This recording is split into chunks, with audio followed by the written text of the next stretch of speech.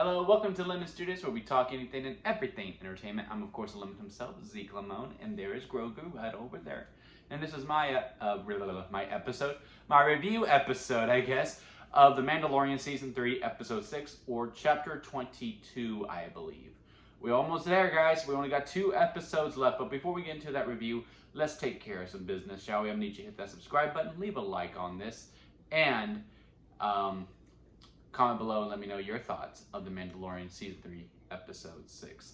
Now, with all that out of the way, let's get right into this review. So, again, full disclaimer, it's titled, Was It Good? Only way I can tell you if it's good or not is if I go into spoilers. So I'm going to talk about spoilers, so I'm going to say it's good because of this, or it's bad because of that. Not a full breakdown, but I'm going to get into the nitty-gritty of the episode.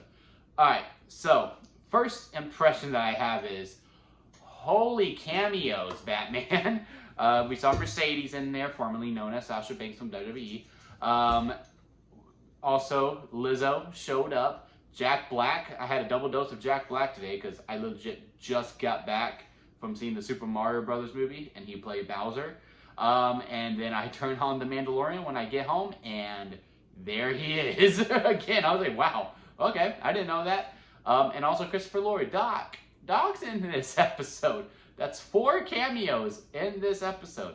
And I want to give a shout out to Lizzo real quick. Now look, was she like amazing and like, oh yeah, she's going to be great, she's going to have Oscars and all that? No. But I will say this, she has charisma.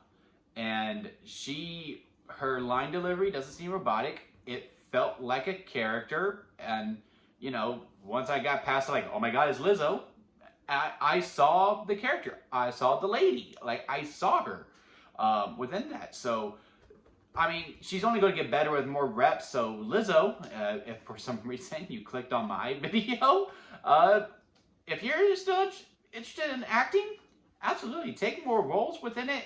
And I can see her getting to that top tier level. She's not there now, obviously, but the more she grows, she has that charisma.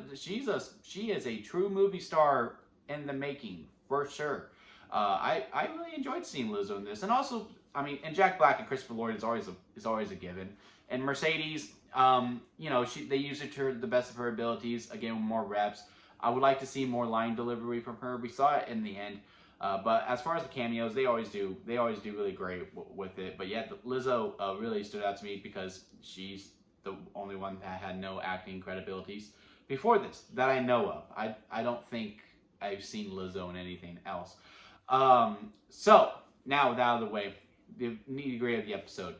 Bo-Katan is going to recruit to restore Mandalore. Din's with her, and they go to this planet who can just hijack your ship, and there's all these rules, and then they go over, they meet the lady, and they meet the I forgot what they call Jack Black, sir, something like that.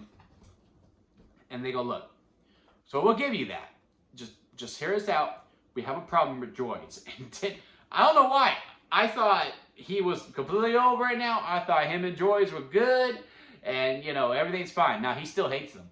He hates them because he's like, yeah, no, our droids are malfunctioning, and y'all are allowed to have the weapons. You're the only ones who are, so we need y'all to help us defend it and figure out why these droids are breaking down. And, you know, these are also past battle droids. Another thing I also really like about this season that they have been exploring, how people treat Imperials and how they see formerly known Imperial people. And it was a good device because, also, I'm a sucker for these types of episodes where, like, it's not just, okay, there's a big animal, let's try to beat this animal. Like, usually in other Mandalorian episodes, we already know what the threat is, and it's just trying to figure out how to beat that threat.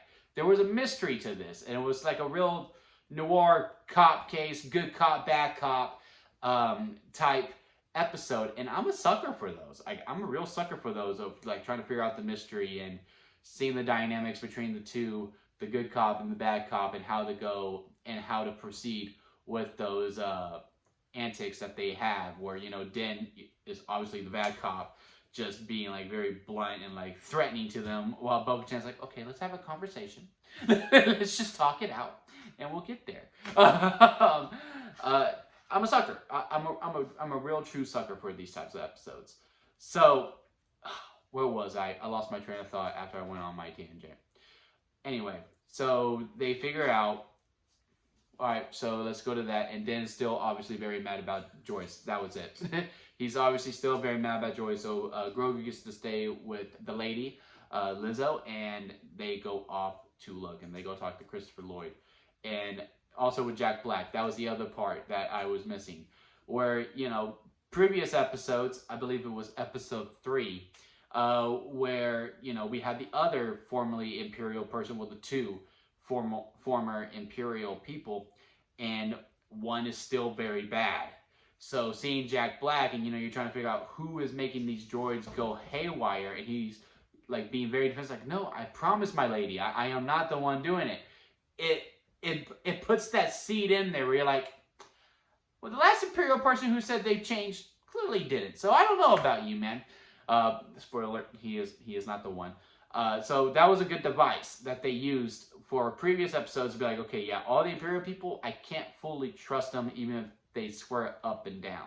Even if it's played by Jack Black, who's like one of the most honest looking people you can ever meet. So they started talking to Christopher Lloyd. He's like, yeah, no, can't do this, can't do that. And Poe asked them, was like, just shut them off. Just turn them off. And then I thought we were like getting like the Star Trek territory type, where, you know, like, oh yeah, they need these weapons to survive. It's like, let's not use the droids as a metaphor for phones. Can we just not do that? They didn't. It was just really hinted at. And then we have to go talk to some other people. Again, it feels like a very video game-esque. And again, those noir types episodes. Go to the bottom. It's our I Am Spoken group, and we got to hear it again. I popped for that. I got really, that really brought a smile to my face when he goes, I have spoken. And then we're like, oh crap. I was like, oh, yay. So they get the information from them. Again, like I said, I'm not going to go into detail of everything, just the things that really stood out to me. Then they attack the droid where Bo-Katan's just trying to have a conversation with the droid and be like, look, here's what we're seeing. Just want to figure out what's going on with it. While Din is just beating up, pushing the droids, trying to provoke one because he obviously wants to fight one and kill one. Like, that's his goal. He is truly trying for that. And then he gets it, and then a good chase scene pursues, and then they get to the bar.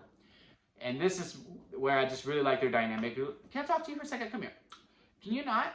While all these droids are looking, I also like the spot where they walk in, and the droids just look like, we come in here to talk shit about y'all. What are y'all doing in here, man? We can't get no peace. They look so upset.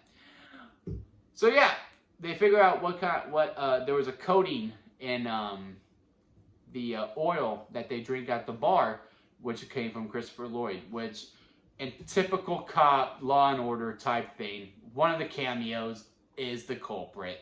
And it was Christopher Lloyd, and then it gets all wrapped up. So yeah, again, I'm a fan of this episode. I think this is also the closest we're ever going to get to a live-action Clone Wars episode. Because it felt very Clone Wars-esque to me. Also, really appreciate the Dooku name drop. And I also... I'm just having fun with this season. I truly don't get the hate for it. And now, as for the end, this is where I'm like kind of shaky on. Because on one hand, I get it. I'm talking about the Darksaber passing, by the way. On one hand, I get it. Din didn't want it. He truly never won it. Even in season 2, he went, look, you can have it. Here you go. You're good. And he never really practiced with it either. We had some tidbits with the Book of Boba Fett. And we had that one scene in episode 2, I believe, where he still can't really hold it. He just can't. And he uses it in this episode too, and it's still very heavy for him. So I get it. But they made it like such a big moment in season 2 where and he's like, it's like all over the marketing too, that he has the Darksaber and like, oh yeah, he's going to learn to use the Darksaber and that's part of his arc. Just to hand it off to Bo-Katan, who does clearly deserve it. She does deserve to have the Darksaber. Kind of rubbed me, not the wrong way because I'm not that mad about it, but I was just like, oh, well, I really want to see him get with it. Now, as far as where does this go from here, because I truly don't know where the end is, and I see a lot of people complain about that. This is typical Mandalorian stuff. It's always side quests and then a little bit of build up in the ending of each episode, and then it all comes together in the end. Somehow, some way they do that. It's a good playbook, and they're able to execute it perfectly. Then the only other thing I could think of, because part one of me still thinks Moff is coming back, and that's going to be the threat somehow. But part two is also Bo-Katan is going to fly too close to the sun of restoring Mandalore and just go down the wrong path with it. Where and I had this conversation with someone at work, and he says that his theory has always been Bo-Katan is the antagonist, but she's not necessarily the villain. And I think that's starting to click with me now, because I think she's going to fly too close to the sun. She has the Darksaber, like she has all this power, and again, she's just the antagonist of the story, but she's not necessarily a villain. And Din is going to have to like actually just step up and take the Darksaber and actually rule Mandalore to be like, no, Bo, it ain't your time. But we only got 2 episodes to do that. I don't think we have enough time for it, especially with how these runtimes go sometimes. Oh, there's Crash. He's wanting to say hi, everyone. So I don't know if that's necessarily season 3. That could be season 4. Maybe season 3 is they just do it. They restore Mandalore. They did it, and it's a happy ending, and people are going to be very mixed bag about it. And then season 4 is the arc that I am thinking about. But let me know what y'all thoughts are. What are y'all theories on how this is going to wrap up? Do y'all think I'm onto something with that, or do you just think, nah, Lemon, you're wrong. Just stop talking. Stop making videos. Shut your channel down. Any conversation, comment below, let me know, because again, that does help me with the exposure. And hit that subscribe button for the next few episodes. Super Mario Brothers episode will be out later today, if it's not already. And that'll be it for me, guys. I'll see you here next time at Lemon Studios.